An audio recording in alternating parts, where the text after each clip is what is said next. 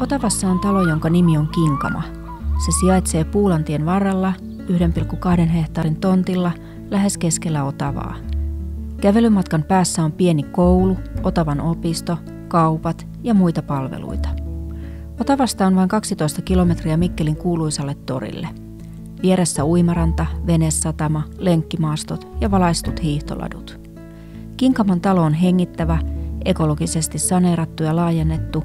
Se on avara, inspiroiva ja sisältää monia yksityiskohtia, kuten keittiössä sijaitsevan sisäparvekkeen, joka avautuu 2 kerrosta korkeaan talvipuutarhaan.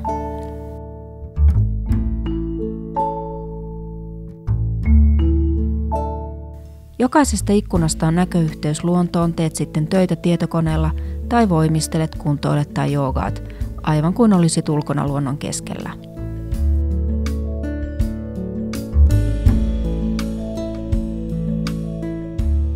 Tontin vanhimmat omenapuut ovat lähes 60 vuotta vanhoja.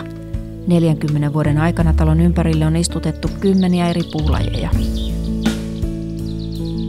Kasvihuoneessa helppohoitoisessa porraspuutarhassa ja Jing ja Yang yrttimaalla kasvaa auringon alla elinvoimaa tuovat yrtit ja kasvit. Kinkama on talo, joka tuo voimaa arkeen ja tasapainoa elämään.